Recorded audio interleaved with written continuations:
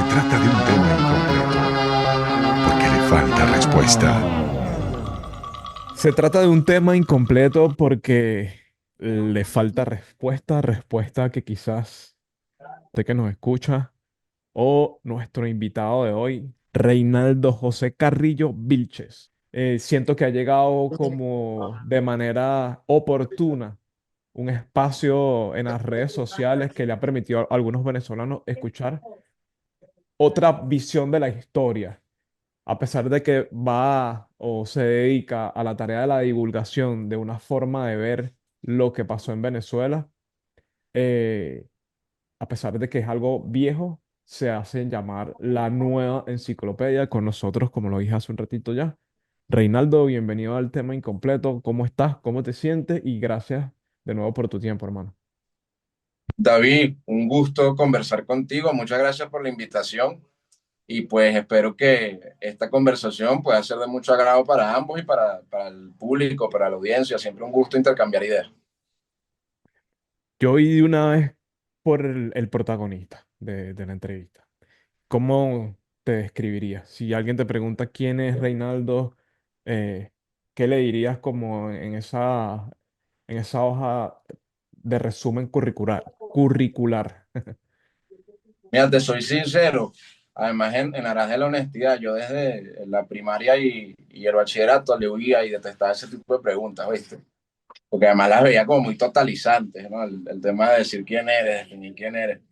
Mira, yo en esencia mi oficio actualmente, a lo que yo aporto y a lo que yo me dedico en la sociedad, es fundamentalmente el rol de periodista, de comunicador y de divulgador, tanto de la historia como de una serie de conocimientos de diversas áreas que ocupan pues el interés de algún grupo de personas, ¿no?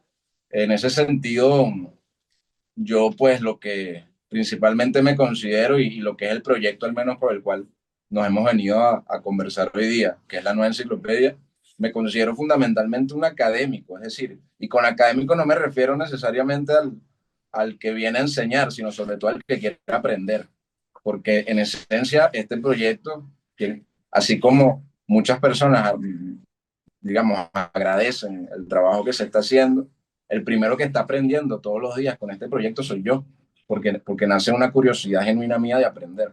Entonces, en ese sentido, creo que esto es un proyecto educativo y digamos que cuando me dices quién es Reinaldo Carrillo, bueno, me gusta considerarme pues como un comunicador, un divulgador, alguien que pues está buscando aprender y que en ese proceso pues también otras personas se puedan sumar.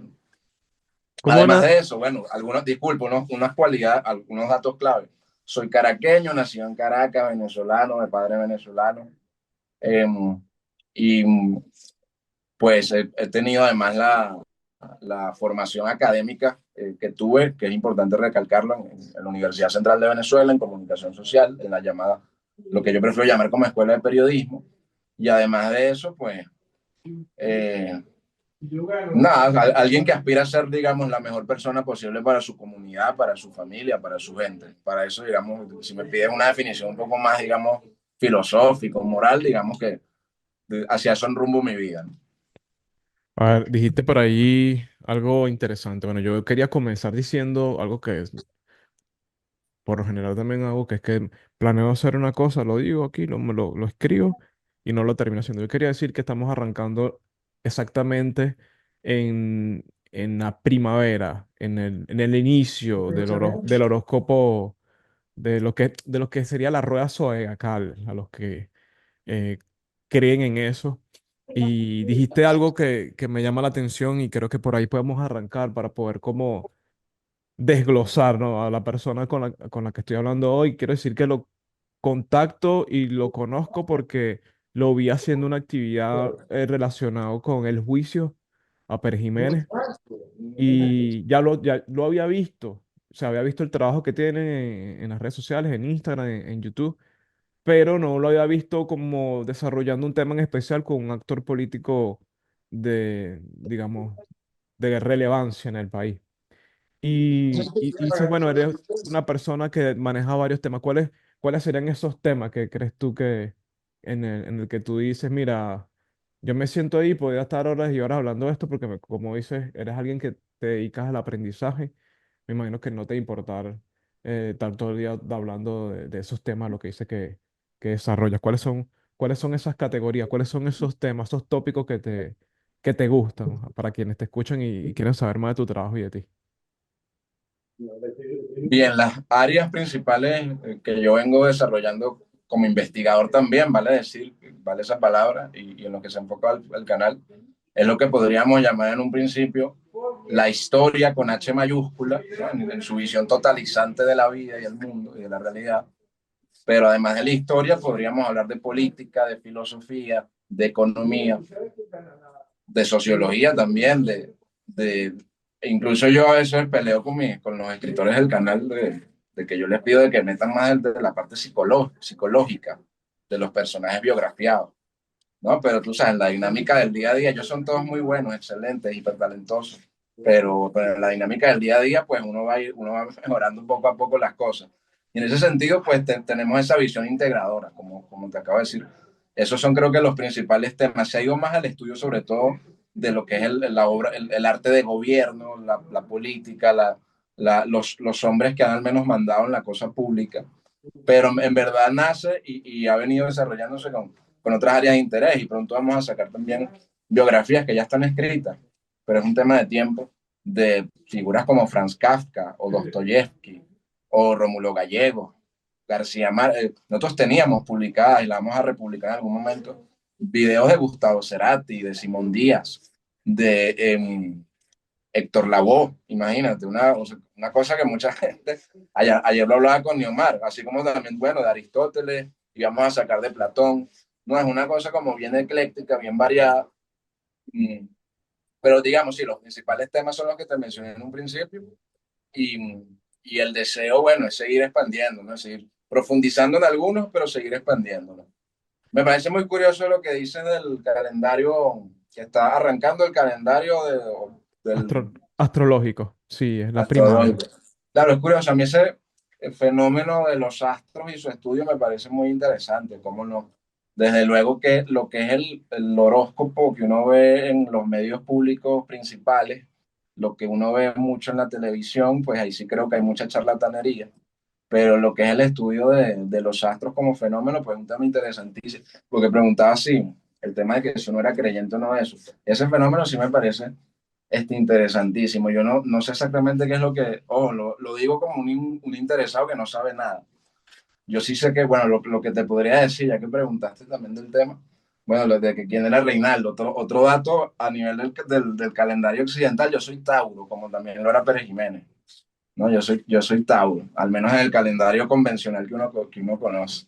Te decía lo de la astrología y te decía lo del, lo importancia que tiene la asignación De celestial los cielos, sobre, sobre lo que se plantea aquí en esta realidad, que no solamente un personaje como Pérez Jiménez tenía un telescopio dentro de su casa, sino que otros personajes de la historia siempre se han guiado por los mira, mi acontecimientos manera de celestiales. verlo muy a lo ignorante, pero incluso si se quiere de una perspectiva científica, Ujú. es que hay unos fenómenos que no puedes ignorar cuando percibes, por ejemplo, para empezar, que las estrellas cumplen un movimiento cíclico exactamente igual durante cada cierta cantidad de tiempo. Que además a través de esos movimientos y esas posiciones es que está determinado, ya está determinado en todas las civilizaciones qué día es hoy, en qué semana estamos, en qué mes estamos, qué hora es, qué, bueno, cuándo naciste tú, en qué fecha naciste tú, en qué fecha se murió tal persona.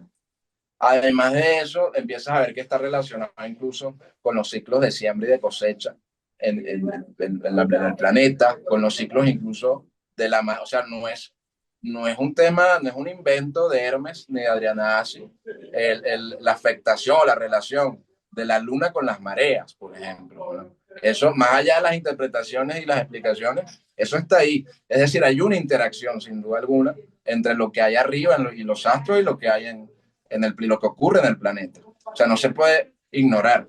Más bien yo siento que mucha de esa charlatanería que uno ve en la televisión y en las revistas es para desvirtuar o ocultar el interés genuino sobre algo, oye, tan extraordinario y misterioso como lo es los astros que tenemos arriba cuando miramos al cielo y el sol que nos da energía y vida y luz y que nos da todo y la luna que nos marca la noche. Eso por supuesto es muy, vale decir que la astrología lo que significa es el estudio de los astros y es la ciencia tal vez o la primera o una de las ciencias más antiguas del hombre, digamos, conocidas. Es decir, el estudio sistemático de qué es lo que hay arriba y cómo afecta lo que hay abajo, ¿no? Eso es la astrología en su acepción original, ¿no? No, insisto, no es Hermes, el tipo este, el Hermes, ya ni me acuerdo el nombre, no es Walter Mercado. Entonces, eso es un tema no, muy interesante que yo invito a la gente que es científicamente curiosa, que cuando se meta con las fuentes correctas va a encontrar mucho interés en esos temas. Y sí, seguramente algunas respuestas a algunas preguntas que nos hacemos y que la ciencia tradicional o si el metalenguaje universal que se utiliza ahorita no nos las da. Pues hay respuestas que están en otros sitios, así como tú lo dices. Vemos el cielo como algo extraño a nosotros y la otra vez yo preguntaba, ¿es tan natural la luna como una flor? Mm. Como un perro, si lo es, pero vemos eso como algo ajeno a nosotros y qué interesante que haya tanta gente que además ha tenido tanta influencia en las mayorías que sí le prestó atención a lo que ocurría en el cielo y tal cual como lo hice. Hay una conexión directa con lo que pasa arriba abajo y lo puedes ver. Chamo, ¿no? Y tú ves todo lo que sabían los antiguos filósofos, incluso de astronomía, ¿sabes? De cuestiones elementales de los planetas, por ejemplo, de las estaciones del año. No, ahorita no sabemos nada de eso, no sabemos nada. Una desconexión allí, ¿no? Y hablando de esa desconexión, el tema que nos trajo hoy hasta aquí. Sí, ¿Qué, nos qué, debíamos. ¿Qué pasó? ¿Qué pasó? No, yo pienso que ahí no hay desvinculación, todavía están todos vinculados, porque incluso, ¿por qué piensas tú que en Venezuela hace falta hacer una reforma en el pensum de estudio? O sea, ¿qué vacíos encontraste tú en el paso por la Universidad Central de Venezuela? ¿O qué vacíos te han dicho las personas que has conocido tú que piensas se pueden mejorar, se pueden ampliar, integrar al pensum que tenemos actualmente? Que te hizo, bueno, llevar a cabo incluso como una especie de foro o presentación además de tu canal, de un documental y que además, bueno, has hecho tú una recolección histórica eh, de algunos autores que piensas tú hasta han estado separados como de la formación del profesional venezolano. Eh, y en mi caso, yo te diría, ¿por qué no estudiar temas como la astrología? ¿Por qué no? Porque parecieran ser temas que no son capaces de ser medidos, porque son capaces, y hay cosas que por no ser medidos podemos decir que no existen. El valor, la voluntad, el amor, son cosas inmedibles, pero existen como seres humanos. Hay otras cosas que la ciencia no mide y nosotros le damos valor eh, el honor. O sea, son tantas las cosas que la ciencia no puede describir como quizás la astrología y no están metidas dentro de nuestro pensum de estudio precisamente porque pareciera no tener ningún tipo de rentabilidad o aceptación por algunos grupos, ¿no? Y ahorita me pregunto, ¿qué le incluirías tú a la enseñanza venezolana para que podamos tener mejores profesionales que a su vez sean esa capa que dirija a la sociedad que deseamos tener, ¿no? Que deseamos Claro, construir. mira, en definitiva, toda época, pues creo yo, tiene elementos buenos y malos extraíbles. Y el Internet particularmente es una revolución gigantesca, que no tenemos otra opción, creo yo, que buscar apalancarla hacia el mejor resultado posible, hacia el mayor bien posible. En ese sentido, el primer asunto que yo veo con la universidad es que tenemos un caudal de conocimiento, como lo dije en la conferencia, de enseñanza del más alto valor en nuestras manos, a nuestra disposición, que simplemente porque no hay nadie dedicado en la universidad a hacer el trabajo de estudiarlo, recopilarlo, perdón, y de hacer, bueno, el proceso de reflexión y procesamiento para incorporarlo a la enseñanza. Todo eso está completamente descartado. de la mayoría de los centros educativos de Venezuela. Y no estoy juzgando aquí a ninguna persona en particular, a ningún sujeto, porque cuando uno está en esos cargos, uno tiene que cumplir unas obligaciones y responsabilidades que te obligan a estar en la dinámica del día a día. No tienes tiempo para sentarte a pensar, a meditar, a reflexionar.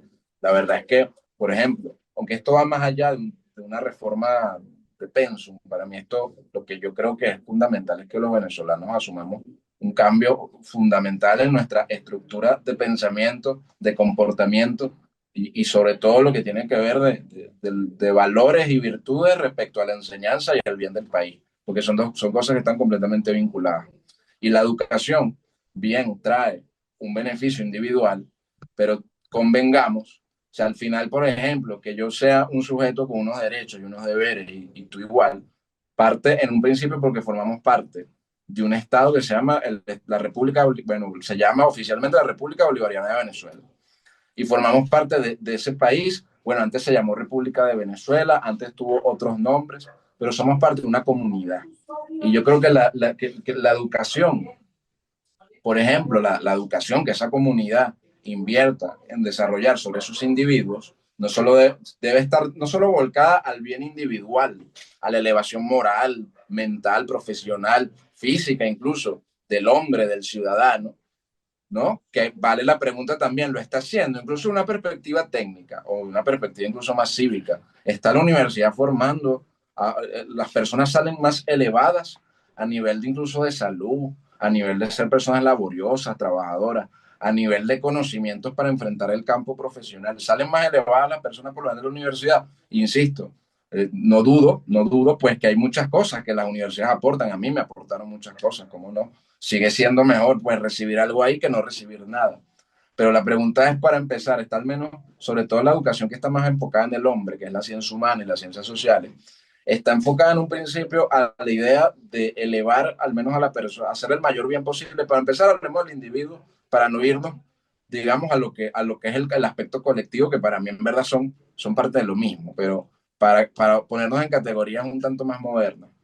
Eh, mira, yo diría que incluso, mira, que esa no puede ser ese el caso cuando a ti incluso los profesores en todas las facultades más bien te cuestionan la idea de que exista el bien, de que exista algo como un bien objetivo. Claro, empecemos por ahí, o sea, si la universidad más bien lo que te enseña es que hasta te podría decir la universidad que la búsqueda de la elevación personal y de la excelencia en todos los ámbitos es más bien hasta una conducta, un mal hábito tuyo aprendido y impuesto por el sistema capitalista o el sistema, que ojo, que no soy capitalista, no más bien, aquí estamos en confianza, tengo un profundo desprecio a muchos aspectos de lo que podríamos llamar la vida capitalista, la sociedad de consumo. Por ejemplo, Por ejemplo, bueno, por ejemplo, respecto a qué es mi problema, digamos, por ejemplo, respecto lo que podríamos llamar el sistema capitalista, podríamos empezar, entre muchos otros, con vidas que yo veo que están completamente centradas en el consumo constante material de estímulos efímeros, estímulos además materiales, valga la redundancia, que no conllevan a ninguna realización mayor del individuo. ¿No? Yo sí siento, incluso si vamos a nivel técnico y material, yo podría argumentar que había personas que en la época llamada feudal tenían más días de vacaciones y tenían más comida y tenían una vida más sana, al menos tenían una familia y una comunidad en la que apoyarse, que la mayoría de los individuos aislados, sin vivienda, empobrecidos, en el sistema capitalista, por darte un solo ejemplo de esa crítica que yo digo que porque estamos inmersos en el sistema tal vez no la vemos.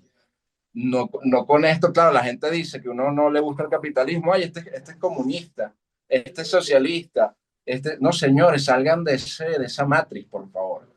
Más bien, lo que están reconociendo es que estamos hablando de dos sistemas, al menos de mi punto de vista, que te condenan primero a verlo todo, o marxista, o capitalista, o socialista, o de uno o otro lado. Y por otra parte, pues si a mí me preguntasen mi visión respecto a eso, mira, yo no dudo que haya elementos positivos a rescatar de uno u otro pensamiento, una u otra filosofía, sin duda.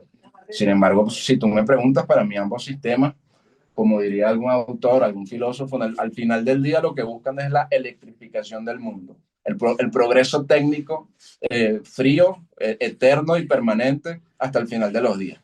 Eso es lo que busca, más nada, ¿no? No, del resto, digamos, vacían al hombre del espíritu, de la moral, de aquellos valores trascendentes, digamos, que te llevan una vida más allá de la simple producción material. Digamos, lo privan de mucho de su tradición, de su memoria, de su vínculo mira, con cuestiones tan elementales como que tú conozcas quién es tu vecino, que tú sepas quién es tu vecino, ¿sabes? El, ahí lo que es el juego de palabras. Una cosa es el sistema de consumo y una cosa es el consumismo y una Sí, cosa sí, es... me desvié mucho. No, no, no, no. Yo quiero como más a nuestros oyentes lo que pienso yo, pues. Y una cosa es la izquierda y otra cosa es el comunismo, ¿no? Como comunismo y consumismo son palabras que se parecen. Me parece mucho, sí. Son como los extremos, ¿no? Los extremos Mm. digamos, no sé si llamarlo de leonismo o si de la representación humana. Quería hacer un comentario aprovechando eso que dice del vaciamiento del hombre y de su vida a través del trabajo frío, electrificante, de dos polaridades. Si que quiere convertir el mundo en eso, en un sistema que se ve bien, que... Disculpa que te interrumpa, es que me causa gracia algo que vi ayer. Ajá, Es un señor, que es un hombre que defiende el sistema chino, no el ok. sistema como el mundo chino. Él defiende mucho el modelo chino. Y a mí me parece muy interesante, sin duda, estudiar lo que es el mundo chino, el modelo chino, el sistema chino. Más bien tenemos, creo que, una deuda hasta cierto punto para comprender esa región y ese pueblo.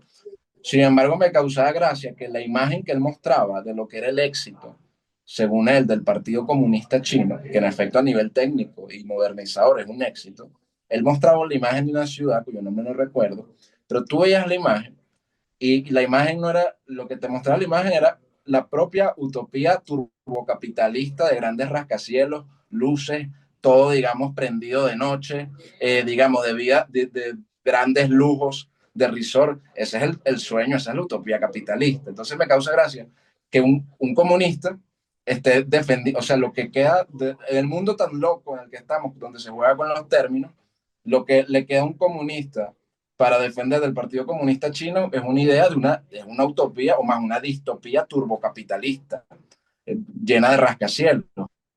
Sí, Entonces, ¿en qué mundo tan extraño, en qué mundo y, tan extraño estamos Y ya ni siquiera utopía, viviendo? porque, y ya no utopía porque está ahí, pues. O sea, Exacto. la ciudad capitalista ya la vemos en cualquier aquí, hay Que muchos. hermano, te soy sincero, yo me imagino que visualizarás el tipo de video al que me refiero, que además es una ciudad que puede ser Shanghái, o puede ser Dubái, o puede estar en cerca puede estar en Estados Unidos, en verdad, ni siquiera, bien podría estar en cualquier parte del mundo. Y yo te soy sincero, yo la veo y, chamo, yo prefiero estar en mi pueblito en Mérida, me llama mil veces más mi pueblito en Mérida, incluso que me quiten mis 4 horas de luz, que es un abuso, una desgracia, que esa vaina, que ese mundo frío, que además lo he conocido, lo he visto, que al menos a mí, que cada quien es libre, pero a mí personalmente, a mí no me gusta, no me llama, no lo siento. Y creo que hay mucha gente en verdad que coincide con eso, más de la que uno cree. Sí, te lo dice un caraqueño que la ciudad, el concepto de ciudad, sí es un mundo realmente frío. Hace poco fui a Nueva York, y no era la primera vez que iba. Es interesante pasearse por allí porque es un tipo humano, pues, un humano que está... Yo lo vi en Londres, por ejemplo, acordándome, y en verdad sabes que yo en Caracas, esto va a sonar tal vez un tanto polémico, a mí me gusta la vibra de pueblo que sigue manteniendo el día de hoy Caracas, cuando tú lo comparas con cualquiera de estas metrópolis. Y es un Sí. sentimiento extraño, Ujú, incluso a nivel de vegetación, porque ujú. aquí uno está como en una selva tropical en las faldas del Ávila, en Estás en un Caracas valle, ahorita. Estás en Caracas en ahorita. ¿cómo? Estás en Caracas. Yo estoy en Caracas, sí, bueno, yo estoy siendo, yo trabajo en parte en Mérida, pero ahorita estoy en Caracas. Y coño, es muy interesante, incluso el tema sonará polémico, el tema del aislamiento es interesantísimo, que es muy malo para unas cosas, bueno, para estimular el comercio, por supuesto, es muy malo, pero yo estuve hace poco en Madrid, por ejemplo, y España me encantó, es un sitio fascinante, pero vi lo que es esa ciudad, incluso que para muchos en Europa, España es una cosa atrasada, pero vi lo que es esa ciudad, tú sabes, cuarta revolución industrial, todo tecnologizado, automatizado. En Estados Unidos ese todavía más fuerte, pero al menos yo que tenía como 10 años sin salir del país, fue una cosa bien, bien fuerte de ver, ¿no? Y yo dije, mira, te agradezco incluso que Caracas conserve ese rusticismo todavía. Ese sentimiento de apoyo. Yo sí, imagínate, la Pastora, que es como un miniatillo que hay, es Claro, una parte en resistencia de la colonia y sí. del tema de la modernización. Fíjate, hablando de España, quería preguntarte cuál era tu pensamiento con respecto al tema del hispanismo. Si conoces algo al respecto, si has escuchado como estas personas que están defendiendo lo que fue en algún momento la constitución de lo que era el Reino de España, pues desde el sur hasta el norte, incluso pasando por África. ¿Cuál era tu pensamiento con respecto a esto? ¿O si crees que tuvo algún valor, alguna suma habernos independizado con la llegada de Bolívar, Miranda? Y bueno, pasando ya, tocando, digamos, hispanismo, independencia y llegando al quizás el último personaje que haya, o hay uno después que, que también tomó el poder, pero sobre todo ese militar venezolano al que tuviste, bueno, la oportunidad ahorita de hablar en el encuentro que tuviste hace poco. Hispanismo, Pérez Jiménez, hispanismo, libertadores venezolanos. ¿Cómo estás con esos temas? El hispanismo yo voy a tratar de sintetizarlo de la siguiente forma. Yo rescato la idea de reivindicar toda la herencia española, ibérica, que fue clave, en conjunto con o el enfrentamiento y sometimiento violento o negociado o la colaboración abierta también de los pueblos amerindios que existían aquí en el territorio, que vale la pena. Pueblos como el Inca, el Azteca, el Maya, por mencionar los tres más famosos, pero estoy seguro que hay mucho más que no conocemos. Son pueblos que merecen, bueno, y por supuesto los que hicieron vida aquí en Venezuela, desde los Caribes hasta lo de las montañas andinas, que son pueblos que además tienen unas características muy, muy particulares. Son pueblos que merecen ser estudiados y que merecen ser reivindicados. Y que, retomando la idea, en conjunto con lo que fue, por supuesto, como pieza clave, la impronta, el ingreso del elemento ibérico español y luego con el ingreso además de muchos otros elementos con el paso de los siglos, han formado pues lo que es la venezolanidad y la nación venezolana y la identidad venezolana. Y yo creo que todos aquellos que compartimos además origen común, que compartimos además rasgos comunes, debemos procurar pues nuestra mayor protección, nuestra mayor unificación posible.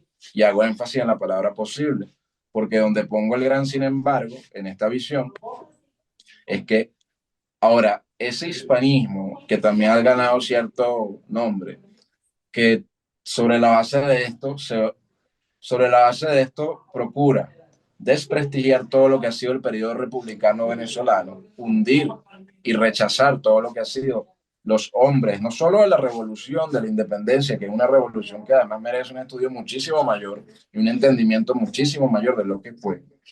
Revolución y figuras que vale decir para los hispanistas, como la del mismo Libertador, que grandes hombres que yo creo que nadie puede acusar de antihispanistas, como Francisco Franco, ¿no? Que por más cosas en contra o a favor que se puedan pensar de él, no puede ser Franco un antihispanista, lo reivindicaba como un gran español a Bolívar, ¿no? Y reivindicaba de algún modo la revolución de la independencia como una muestra de lo que es esa sangre española que es tan sedienta de luchas por la libertad y por nuevas gestas y por las nuevas repúblicas, ¿no? Las luchas por nuevas repúblicas libres, era algo así el término que usaba Franco, ¿no? Las nuevas luchas de la época. De manera que quienes sobre la base de esas ideas más bien buscan desprestigiar los 200 años de república, además no entienden, creo yo, lo que significa lo que significa un proceso histórico y el proceso de formación, crecimiento y gestación de una nación y de un pueblo, y lo ven sobre la base pues, de una visión muy cortoplacista, cuando tienes naciones que tienen 2000 años de existencia, pueblos que tienen 3000 años identificándose como tal. Venezuela es una nación que nos tenemos identificando como tal, como venezolanos a lo mucho, no más de 300 años, no más de 300 años, que diría yo, al menos como, y ni te digo las ideas propiamente de una república independiente, eso fue algo que se dio muy rápido, hasta en términos históricos. De manera que ahora se basó, creo yo, en algo que es orgánico, se basó en algo que es real, ¿no? Que es una identidad y un gentilicio propio que estaba buscando en América. Incluso lo decía Carl Schmitt, ¿no? El politólogo, autor de trascendental del siglo XX de las ideas políticas. Decía Carl Schmitt que lo que hicieron las revoluciones de la independencia en América, a diferencia de muchas de las revoluciones liberales en Europa, fue más bien reclamarse a ellos como la verdadera Europa. ¿No? Un asunto muy interesante, reclamarse ellos como los verdaderos defensores del derecho, de la libertad y de los principios que ellos consideraban como propios de la mentalidad europea, versus él, lo que ellos veían como todavía la persistencia de los absolutismos teocráticos en Europa. Eso era más o menos la visión, ¿no? Entonces, o sea, es un tema muy interesante y aunque Bolívar se enfrentó a los absolutismos europeos, la constitución de Bolivia que presenta Bolívar planteaba la religión católica como fe confesional del Estado y entendía la religión católica como sin necesariamente prohibir o perseguir las otras religiones, la entendía como la raíz que había sembrado al menos el núcleo de lo que había sido la comunidad. Sin desprestigiar, insisto, al menos ya esto como comentario personal sobre el tema del hispanismo o de otra corriente de estudio, eh, sin desprestigiar, insisto, pues lo que es toda la herencia con sus luces y sus sombras del elemento amerindio, pues que además es muy interesante conversarlo. Ahora, insisto, ese hispanismo que se basa en despreciar los 200 años republicanos y que se basa además, ya hablando de lo que es un programa de visión hacia el futuro, por ejemplo, se basa en la idea de la reunificación de la monarquía y la corona española sobre los territorios de ultramar americanos, hermanos, con todo respeto, eso para mí es una quimera. O sea, eso para mí no existe. O sea, eso para mí eso no está. Esa persona no conoce, no ha salido a la calle, no conoce la realidad al plantear eso como un programa, como algo que busque un modo de acción concreto para algo, para lograr un bien para la gente, ¿no? Que al final el área de la política no solo puede ser el de las ideas, creo yo. Entonces ese hispanismo para mí ya es una quimera. Ahora, la unión de los pueblos y conformar bloques económicos, políticos, sociales, etcétera, no, yo, bueno, eso sí, eso es muy importante, por supuesto, con todas las prudencias, pero muy importante, claro que sí. A ver, nombraste allí a Franco y te pregunto, el, ¿te parece más, o qué te parece la figura de Perón en ese mismo análisis que hace? Dice, mira, podemos hablar de Franco como alguien que hispanista era, pero ahora Perón te parece también alguien interesante Pero, como pero tiene ver. unas declaraciones muy hispanistas, claro. Sí, sí, pero era muy. El peronista ahora incluso esto del Día de la Raza en Argentina para celebrar el 12 de octubre.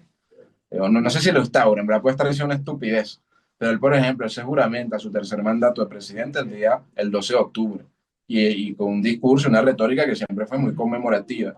Sí, de los pueblos aborígenes, cómo no, pero muy conmemorativa de Colón y sobre todo el inicio del peronismo fue muy tradicional, fue algo muy católico, fue muy hispanista en ese sentido. Y él, por ejemplo, él, por supuesto, dentro de un juego geopolítico, pero él pudiendo no hacerlo, siendo más cómodo no hacerlo, él terminó, pues, por ejemplo, apoyando mucho a España en el momento en que España estaba bloqueada por gran parte del mundo a nivel económico y comercial, porque ni la Unión Soviética ni Estados Unidos querían a Franco, y España estaba bloqueada, ¿no? Entonces, Perón me envía toneladas de granos para alimentar al pueblo español sobre unos pagos sumamente cómodos y a largo plazo que ninguna otra, no había manera. No solo es que ninguna otra potencia podía proponerle algo ni cercanamente igual, sino que nadie le quería vender. Nadie les quería vender. Ey, Estaban vetados. mm, Entonces, y Perón y Evita Perón tiene unas declaraciones muy importantes también sobre el tema del 12 de octubre, la importancia de reivindicar la raíz española. Y en ese sentido, no, Perón es una persona también muy interesantísima a nivel de pensamiento político, a nivel. Mira, para empezar son autores que al menos tú puedes ver que tienen una obra escrita, te dejaron algo escrito y tú puedes revisar por cuenta propia qué decían, qué opinaban. Hoy día, ¿qué vemos? Hoy día no, es que ni un artículo para un medio web te escribe el 99% del político. Entonces yo aprendí a ganarle también respeto a muchos de estos hombres de poder más allá de sus inclinaciones. Yo creo que cuando uno estudia la crudeza, o mejor dicho, sí, cuando uno estudia estos fenómenos con la mayor crudeza, el mayor realismo, yo creo que o te puedes volver por un lado cínico, yo lo he visto mucha gente desarrollar cierto cinismo, o puedes más bien, a mí me ha pasado un poco más bien, yo he aprendido a ganarle más bien cierto respeto a estos hombres, ¿oíste? A estos hombres que la gran mayoría de la gente vive, así como el que está sentado en la grada hablando paja del jugador de básquet que está todos los días matándose para al menos en el básquet ser el fucking crack. Y al menos esa misma actitud, yo me he alejado un poco de esa actitud, al menos también en el estudio de la historia, y no solo de la política, de todo. Y yo creo que yo recomiendo a todo el mundo también en el trato humano, ¿no? Somos muy alegres para enjuiciar, para decir, tenemos que tomar partido siempre, este es bueno, este es malo. No estoy diciendo que no haya momentos, por supuesto, de determinar sobre todo las cosas que en su esencia terminan siendo o buenas o malas, o las acciones. Sin embargo, yo aprendí a muchas figuras a respetarlas porque además veo que tenían un nivel de inteligencia y de preparación que nosotros ni estamos cerca de tener. Ahí te pongo un ejercicio de visualización. Mañana te conviertes en una figura de poder que puede generar cosas para el país, además de restaurar las estatuas de Colón en el país. ¿Qué otras cosas cambiarías en Venezuela, eh, en el Bueno, país? mira, yo no estoy, como te dije, aspirando en modo alguno. Es legítimo los que quieran, es válido, los que busquen. Yo no estoy, digamos, ni soy activista político, ni estoy aspirando en modo alguno a algún tipo de carrera haciendo vida del gobierno o algo por el estilo, porque además yo en lo que estoy basando este proyecto es en la idea firme de que una nación es su gente y sin gente preparada y sin personas capacitadas y de verdad formadas, gobierne quien gobierne, tengan la ideología que tengan, digan lo que digan, chamo, vamos a seguir, creo yo, o mejor dicho, nunca vamos a elevarnos al nivel que podemos elevarnos. Entonces, para mí lo más importante, como lo decía Renio Tolina, es un cambio en los esquemas mentales. O sea, es que entendamos que aquí hay unos valores mínimos, creo yo, y una dirección mínima que como nación deberíamos tener y apuntar todos. Ah, que sonar utópico. Bueno, estamos en el mundo donde todo el mundo propone cosas utópicas. Por ejemplo, para Venezuela, irrealistas, bueno, esta es mi propuesta irrealista utópica, pues. Y en ese sentido, es un proyecto muy académico, o sea, lo que estamos haciendo busca ser muy académico, está a la orden de todas las personas, sonará antipático, pero cualquier persona que valore lo que estamos haciendo ahí es bienvenida a escucharlo y apreciarlo. Es decir, bien tonto sería el educador que le niega, digamos, aquel que quiera aprender el conocimiento, creo yo, ¿no? Dicho eso, la pregunta original, igual que me hacías, era sobre qué creo yo que hay que hacer en Venezuela. Mira, ya te lo iba respondiendo en la misma pregunta, en el mismo preludio. Para empezar, bueno, yo creo que aquí tenemos todos los venezolanos que, o sea, agarrarnos, o sea, ponernos la mano en el corazón y decir, primero nosotros, como venezolanos, qué es lo que tenemos que hacer nosotros primero para mejorar, para empezar nuestra propia vida y nuestra propia gente que está alrededor, y cómo podemos nosotros fortalecernos a nivel mental, económico, moral, espiritual y ser los mejores venezolanos posibles. Para mí, es muy alegre y cómodo ponerse a querer arreglar el mundo y uno ni siquiera ha arreglado la propia vida, ¿no?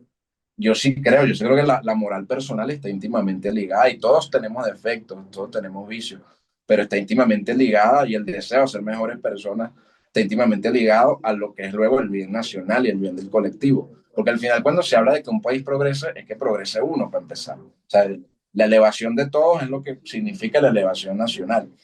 Y primero, bueno, uno entenderlo más como algo que uno tiene, uno merece, sino como algo que uno tiene que hacer y construir y conquistar incluso.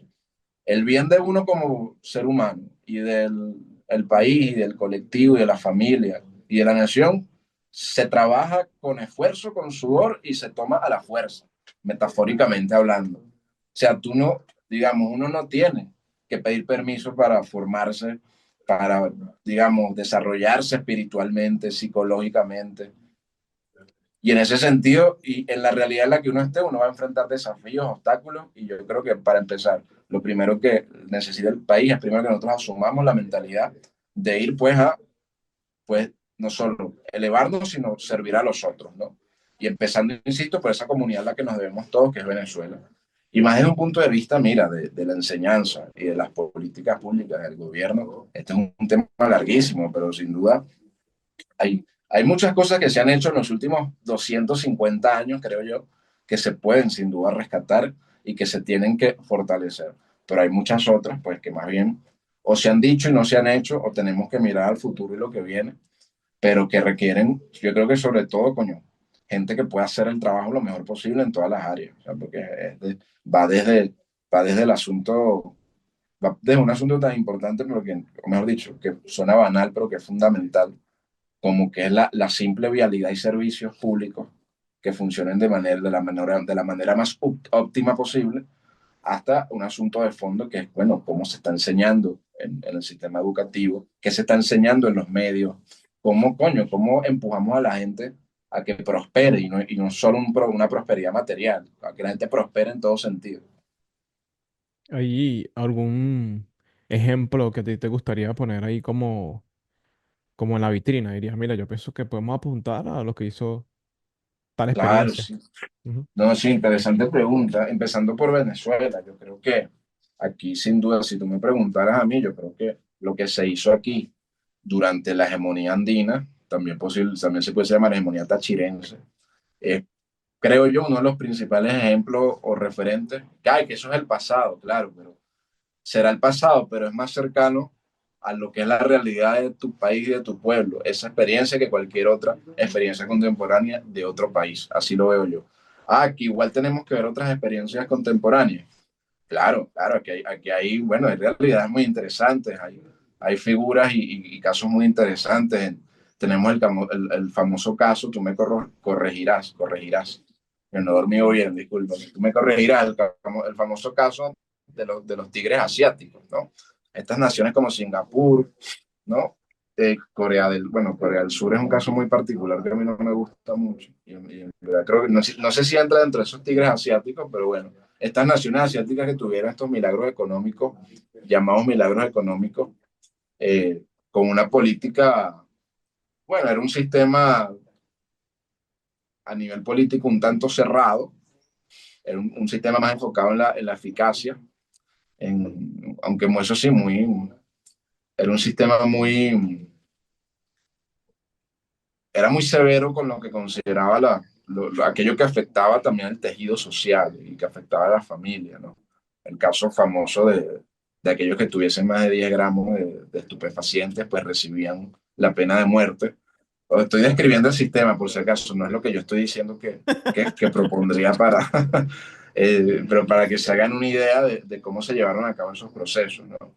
El caso, mira, en Colombia casos como los de Pinilla, como los de Gaitán, bueno, Gaitán nunca llegó al poder, pero creo que al menos Pinilla fue una figura muy similar a Pérez Jiménez en muchos sentidos, pero también, fíjate, fue derrocado también por el bipartidismo, fue derrocado con ayuda de los Estados Unidos, fue derrocado por cierta burguesía colombiana, de manera que podríamos seguir, o sea, ejemplos más cercanos. Ya, yo creo que el trabajo. Ahorita me parece, por supuesto, una desgracia lo que está ocurriendo con el gentilicio venezolano, ¿no? Con la identidad venezolana, sobre todo en estos últimos días, que ha sido tema de polémica. Pero apartando eso, o sea, si uno fuese salvadoreño, lo que ha hecho, por ejemplo, Bukele en El Salvador a nivel de resultados, la gente dirá bueno, los que hemos sido caraqueños sabemos lo que es tener una ciudad, o mejor dicho, valoramos lo que es tener una ciudad segura, o sea, sabemos, añoramos lo que es tener y bueno, lo hemos visto hasta cierto punto aquí en Caracas en los últimos años, que sea la explicación que sea, aquí en efecto el tema de la delincuencia, sea la explicación que sea el efecto, el tema de la delincuencia aquí disminuyó, sea la razón que sea, yo recuerdo que aquí nadie andaba por la calle con el teléfono libremente, alegremente, ahorita todo el mundo anda en la calle con el teléfono, por darte un solo ejemplo. para volver al punto de Bukele, coño, El Salvador tenía este problema severo por no sé cuántos años que ni disminuía ni aumentaba, sino que era un problema severo. Y bueno, que él haya logrado garantizarle a alguien, porque parte de tu libertad fundamental no es que tú supuestamente tengas la llamada libertad de expresión, porque David, o sea, tú estás en Estados Unidos, ¿verdad? O sea, dime tú qué posibilidades tiene un simple mortal de que lo publique en una primera página de uno de los medios prestigiosos de Estados Unidos y que de verdad le lleguen a la gente. O sea, por Dios, dime tú, y esto lo decía Pérez Jiménez, la llamada libertad de prensa, que era como un derecho sagrado de la democracia, que yo, vale, claro, yo creo, por supuesto, en lo que podríamos entender una libertad seria y responsable al pensamiento, al debate, a la expresión, que con seria empieza por tener un compromiso al menos con ser honesto y acercarse a la verdad en ese diálogo, en esa discusión, como mínimo. Pero al final del día, esta supuesta libertad de expresión, decía Pérez Jiménez, terminó, al menos en Caracas, había 4 medios, 4 familias y 4 empresas de noticias, 4 periódicos o 4 cadenas de medios, que eran las que con los 2 líderes de los partidos políticos y uno que otro elemento aparte definían quién iba a ser candidato a presidente de la República o a quién iban a matar políticamente o a quién iban o si apoyaban a esto, apoyaban a este otro. Y si tú no formabas parte de eso, olvídate que es que tú tenías una supuesta libertad de expresarte ante el mundo y a decidir, porque, bueno, porque ya cuando habían definido quiénes eran los candidatos, quiénes eran los que tal, cómo los iban, qué iban a hacer, qué iban a proponer, todo, y tú podías ir a votar. Entonces tú decías, bueno, yo quiero esto, yo quiero esto. Como el Partido Republicano y el Demócrata. Luego podemos hablar de Trump un buen rato, pero el Partido Republicano y Demócrata al final tú ves que históricamente de algún modo u otro terminan yéndose en la misma dirección. Terminan haciendo, hasta cierto, en muchas cosas terminan haciendo lo mismo. Entonces, cuando vas a los hechos duros.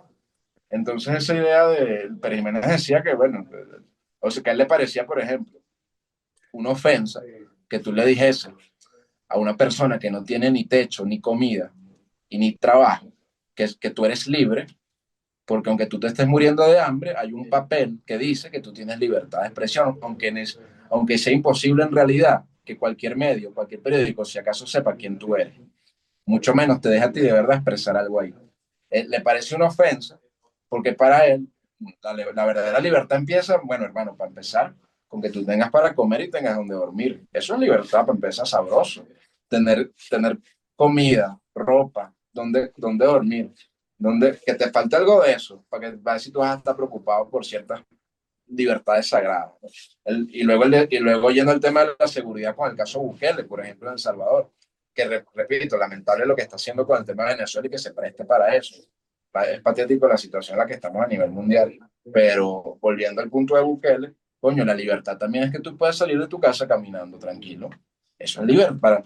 Mira, yo creo que más bien es una libertad que uno ejerce de manera más constante y continua y que además además es poseída por seres que son más amados por uno, como tu familia, tus hijos, tus primos, tu novia, que es la llamada libertad, por ejemplo, democrática, de que tú nada más cada 4 años vas a depositar un papel en una caja para supuestamente elegir. Entonces, coño, tener seguridad. Si tú de verdad crees en la libertad, o sea, con tú no me refiero a David, sino, o sea, si una persona de verdad cree en la libertad, en la democracia, como decía Pérez Jiménez, como realización del bien público, es decir, como aquello que generara bien para, pues que es democracia, vámonos al origen de las palabras, del gobierno del pueblo, bueno, aquello que genere bien para el pueblo, si de verdad creemos en la democracia, bueno, que haya seguridad en las calles es un asunto fundamental y primerísimo, creo yo, para que una persona pueda tener libertad y pueda haber democracia, al menos como yo lo entiendo. Entonces, que pudo haber incurrido fuera de ciertas formas institucionales democráticas de El Salvador, haber logrado ese objetivo. Y podemos incluso ir a la discusión policial también, que es una discusión severa, no lo dudo, delicada. No lo dudo, sí, o sea, esa discusión está. Pudo haber incurrido en ciertas cosas, pero dime tú si al salvadoreño promedio, preguntan en la calle, ¿qué, qué le importaba más? ¿Poder salir de su casa tranquilo? ¿O que si el parlamento, que si se violó tal ley del artículo tal, del numeral no sé qué, de la... Coño, eso yo invito, parte de lo que hace la enciclopedia, es invitar a la gente a ver la esencia de las cosas, ¿no? Y salir de ese leguleyismo en el que creo yo incurren sobre todo los estudiosos de las humanidades y las ciencias políticas hoy día y las ciencias sociales. Allí digamos, sí, no, tocaste como algunos representantes, pero hoy te paseaste por ese tema de la elección o no, si tiene preponderancia o no, si tiene algún tipo de incidencia en la vida de las personas o no. Em, y te pregunto, ¿no? Si no es eso, ¿cuál sería el modelo que tú crees? Si ese no es el modelo que me da libertad, ¿cuál es el modelo que Reinaldo ha estudiado? ¿Le parece le da mayor libertad a la gente que sea gobernada por el gobierno del bien popular, del bien público? Mira, en el caso de Venezuela, sobre la base de las necesidades, pues sin duda para empezar hace falta, mejor dicho, lo que se busca es un gobierno para empezar, un modelo de personas altamente competentes para resolver todos los problemas a nivel burocrático, a nivel institucional, a nivel... ¿Cómo se nombran? ¿Cómo se eligen? ¿Cómo se...? claro, ya vamos por partes. Yo creo que la prioridad de cualquier modelo de lo que se haya a aplicar para Venezuela debe estar en el logro del resultado. Y el logro del resultado, pues cómo se garantiza que aquellas personas competentes sean las que estén en esos puestos. Bueno, yo creo que son las personas competentes las primeras que deben, digamos, dar un paso y asumir su deber y responsabilidad de estar en esos espacios. Y sonará, no sé cómo sonará, pero yo lo entendí al menos en la universidad, pues yo veía, bueno, insisto, es muy fácil vivir quejándose de todo el mundo, pero si tú sabes que tú eres más capacitado y más inteligente y que tú puedes hacerlo mejor, bueno, hermano, yo sé que no es fácil, pero en efecto, ¿tú crees que la gente que gobierna y que ha gobernado históricamente el mundo lo ha hecho porque es fácil, o llegó ahí haciéndolo fácil, mejor dicho, o llegó ahí por suerte o por azar, o de un día para otro? No, eso fueron 20, 30, 40 años de puro trabajo sin saber si algún momento ibas a ver luz, hasta que vieron luz. ¿No? Entonces yo siento que para empezar, esa debería ser una actitud de toda persona competente, de bien íntegra, de buenos valores, tenga la ideología política que tenga en Venezuela. Yo creo que en Venezuela debemos tener un gobierno de gente decente y trabajadora. Y sobre la base de eso, todo aquel que se considere decente, trabajador, talentoso, debe entender el servicio y el deber público que tiene enfrente. Y además, mira las oportunidades, porque sí las hay, porque Venezuela es un país donde en efecto hay muchísimo por hacerse, está todo por hacerse, porque en efecto aquí hubo una planadora, aquí hubo un antes y un después, y en ese sentido, bueno, hay muchas cosas que murieron y quedaron atrás, pero hay muchas otras que para mí son lo que representan una gran potencialidad para el que tiene mente a futuro, de verdad. El que está viviendo en el día a día y el que vive en el victimismo eterno, bueno, por supuesto, esa persona va a vivir pues llorando todos los días, con todo respeto, lamentándose todos los días. Pero volviendo a la pregunta inicial, ¿cómo se logra? Primero empezar, bueno, que esa gente competente salte a la palestra. En segundo lugar, bueno, yo creo que es fundamental un modelo que por un lado logre o busque o procure el mayor nivel de educación y formación posible sobre la base de las necesidades reales de la nación y de las capacidades, talentos y potencialidades de cada individuo y sus deseos de realización individual, pero por otro lado también que tenga la capacidad de ejercer el legítimo monopolio de la violencia como lo tiene todo Estado para solucionar problemas que, guste o no, solo pueden ser solucionados por la vía de los hechos, por la vía de la fuerza, mejor dicho. Es decir, hermanos, aquí nadie niega, lo reconoce el mismo gobierno en forma oficial, aquí hay una serie, aquí hay una cantidad de maleantes azotando las barriadas caraqueñas porque se creen los más arrechos, que el gobierno, bueno, o sea, el mismo gobierno, insisto, lo reconoce oficialmente. Esa gente, olvídate que con educación y deporte tú vas a resolver ese problema. O sea, con concientización y con cultura. O sea, bueno, tiene que ser un gobierno que tenga esa capacidad. Es decir, y no puede ser un sistema, hermano, no puede ser un sistema donde prive la, la discusión eterna entre partidos por encima de la solución de esos problemas fundamentales y básicos, chamo, que tiene la mayoría, la gente, la gran mayoría de la gente, hermano, necesita hoy día está necesitada de comida en su boca, de trabajo estable, de buen poder adquisitivo. O sea, yo creo que hoy día es que sonará hasta como evidente, pero Y mano yo creo dura. que lo más importante es la gente correcta y preparada por encima de que si es tal modelo o es tal forma de gobierno. Así lo veo yo. Con respecto al modelo que te preguntó como, bueno, si van a ser los mejores, ¿cómo los elegiríamos? Y tú dices, bueno, cada quien tiene que dar un paso al frente. Tiene que decir, yo soy el que estoy aquí, yo voy a hacer esto. Em, pero, y hablaste de unos modelos, pues mira, se hizo algo por aquí, se hizo algo por allá, en El Salvador se está haciendo algo. Digamos que te paseaste un poquito por el tema de la seguridad, que es como... Sí, mis referentes fundamentales, disculpa, aún así yo insistiría, serían el pensamiento de los próceres, el pensamiento y sobre todo la acción de lo que fue el gomecismo, lo que fue Eleazar López Contreras, Medina Angarita y Marcos Pérez Jiménez. Esas serían las principales figuras que yo podría tener como referente para encontrar elementos, y no solo esos hombres de gobierno, sino los pensadores que los rodearon, ¿verdad? Y en ese sentido, pues si toca plantear propuestas y planteamientos o darle Desde más ahí. nombres. Yo creo que nosotros tenemos que tener un modelo, una actitud, una visión, un pensamiento, lo que podríamos llamar venezolanista. Ok. Es decir, que más allá de alguna ideología política o algún esquema que casi todos, por ejemplo, izquierda-derecha, han sido muy exóticos e impuestos desde afuera, cuando no, tú no los ves presentes en el debate político y en el pensamiento político de gran parte de los autores y pensadores de la historia venezolana.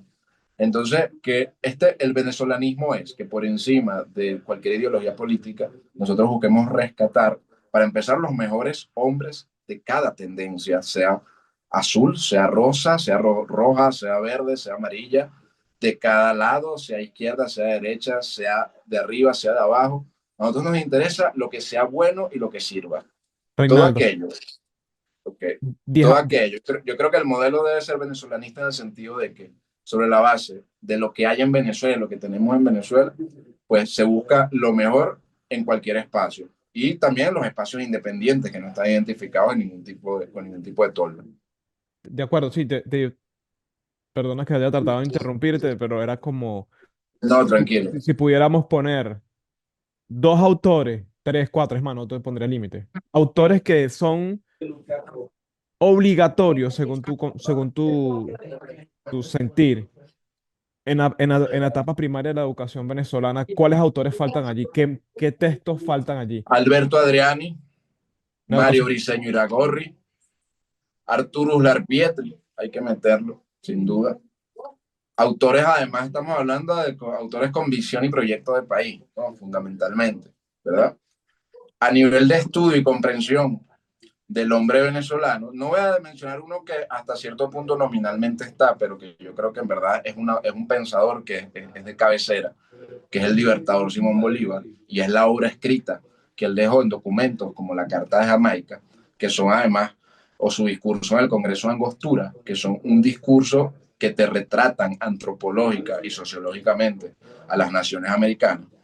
Dejando por un lado el Libertador, para agregar un último respecto a esto del estudio del hombre venezolano y la sociedad venezolana, bueno, por supuesto hay que incluir ahí un cuarto, Laureano Vallenilla Lanz, quien fue además escritor de cabecera por mucho tiempo, además del principal diario del gobierno de Gómez.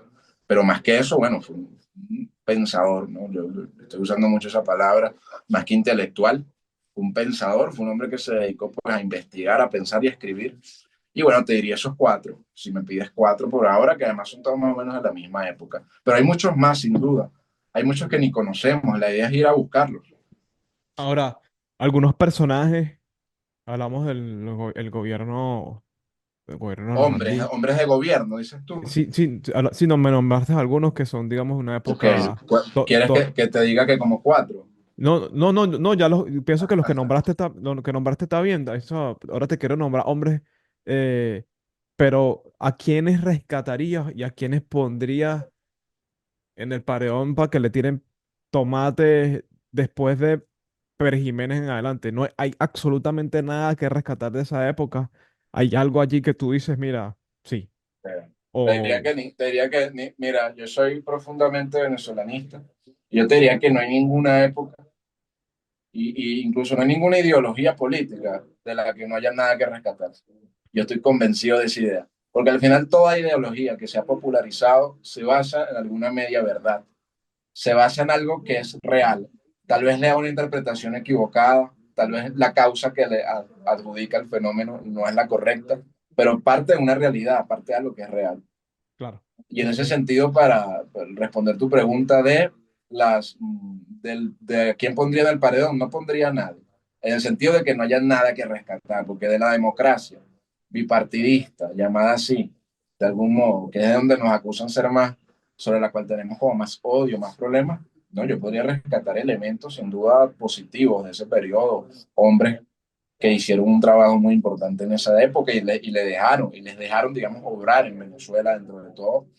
Y yo puedo decir que sí creo que ahí estuvo tal vez la implantación de varios de las semillas y vicios duros que estamos todavía pagando al día de hoy, sí, podemos criticarlo, pero incluso esa época yo podría sin duda tomar elementos positivos, cosa que lamentablemente uno poco ve de los adversarios académicos, ¿no? No, no rescatan absolutamente nada, ¿no? Todo es una satanización total de a quienes a ellos no les gusta. Ahora, si tuviese que poner a alguien que aún así teniendo elementos rescatables, tiene muchas cosas que responder, bueno, sin duda aquí quienes pondría yo a tener que rendir cuentas sobre muchas de sus decisiones, incluso empezar, tal vez yo esté equivocado, por eso hay que ponerlos a testificar, digamos, ¿no? Bueno, son los hombres que gobernaron sobre todo en la democracia, así como no, Rómulo Betancourt, Carlos Andrés Pérez, ambos, yo sin ser academicista, cosa curiosa, ambos bachilleres, cosa que me parece interesantísima, más bien, ambos bachilleres, ninguno grabado en la universidad. A Caldera hay que hacerle varias preguntas incómodas también, a Rafael Caldera, ¿cómo no? Yo creo que ellos fueron los protagonistas de la época donde, al menos en el siglo XX, más se insertaron problemas aquí en Venezuela. Es muy interesante cuando uno estudia la historia, David, de todos los hombres, incluso que yo considero que han hecho muy bien al país con todos sus defectos.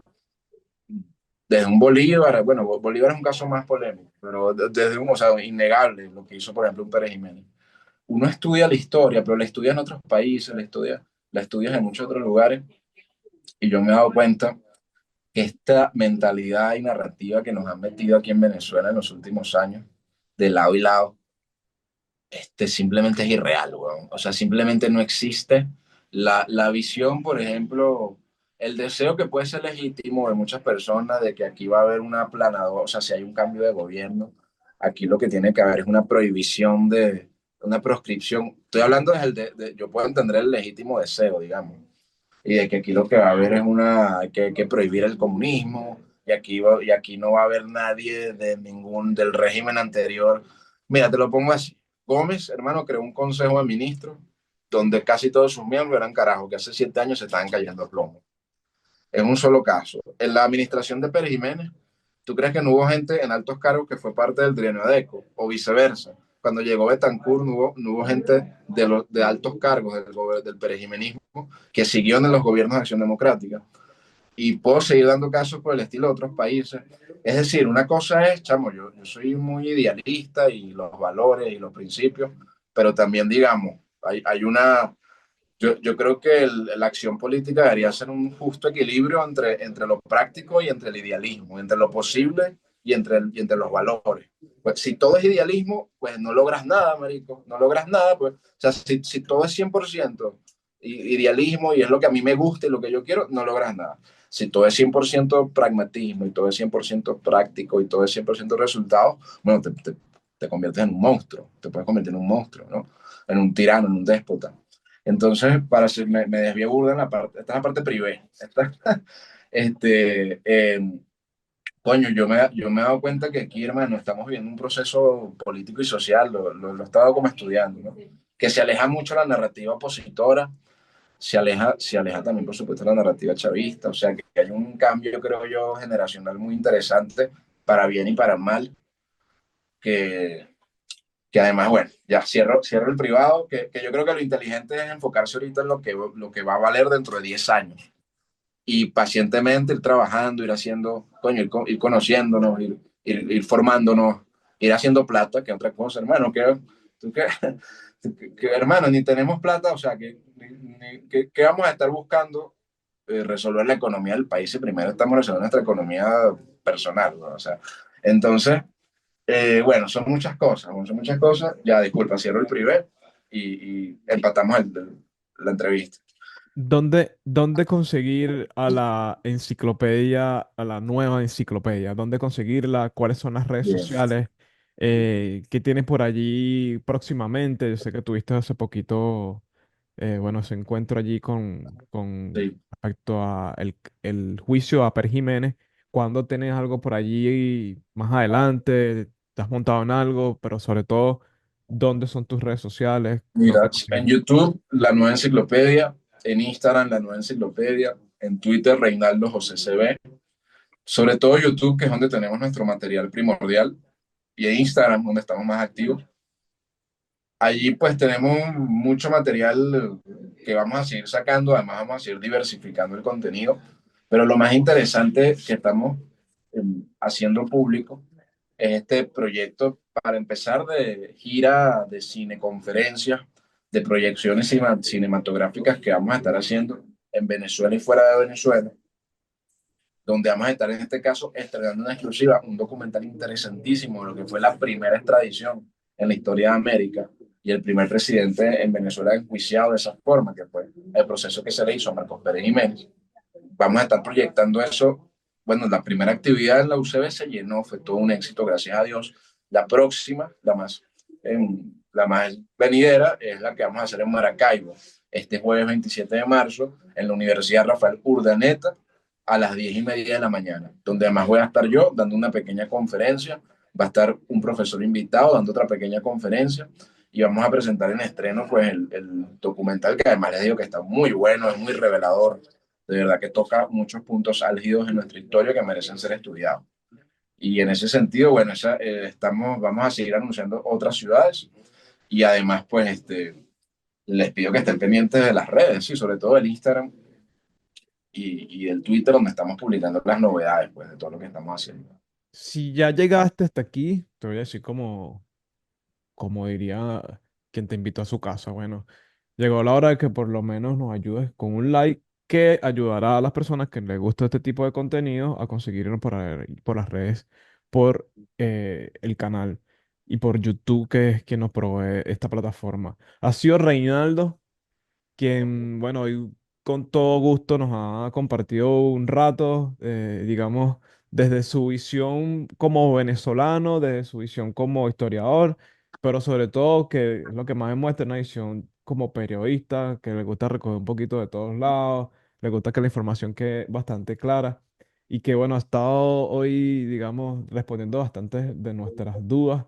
Reinaldo, quedas invitado, este es tu casa, hermano. El tema No, muchas incompleto, gracias. el tema incompleto, digamos, se dedica a realizar como principal objetivo es poner sobre la mesa temas que por allí han sido tabú, temas que a la gente no les gusta hablar.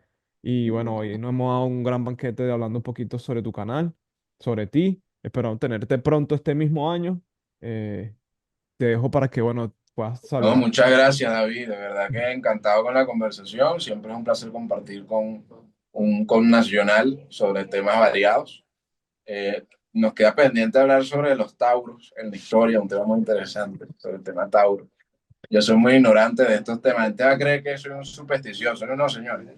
Escuchen la entrevista para que vean de lo que estamos hablando. No, está bueno que hayas mencionado eso porque a quienes saludo, hubo tramos de esta entrevista, sé que hay gente que escucha este canal, hubo tramos en la entrevista que yo sé que va a alegrar a unos amigos que tengo en otros canales, que son seguidores de este canal. Por ahí lo hablé al Coiris cuando te escuche, cuando hablaste del tema de salirse de la diada entre derecha e izquierda, entre liberales y comunistas. Hay gente que sigue este canal, gente con que hablo mucho sobre estos temas, que por cierto están en Argentina. Y alguien que también es ese mismo grupo, que se llama de apellido Díaz, Lorena Díaz, del canal que también es un aliado del tema incompleto, se llama Astrología Dharma. Tenemos, Mm, sí, tenemos unas entrevistas en este canal que te invito a que te pases por allí.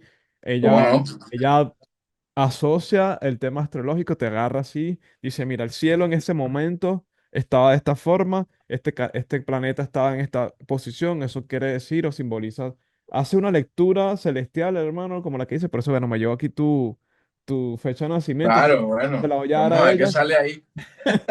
para ver qué te proyecta, créeme que tiene pegado, tú lo dijiste, es una de las primeras ciencias, la gente sabe lo que va a pasar dentro de 4, 5, 100 años en el cielo porque hay unos movimientos que se repiten en el cielo Es y eso correcto.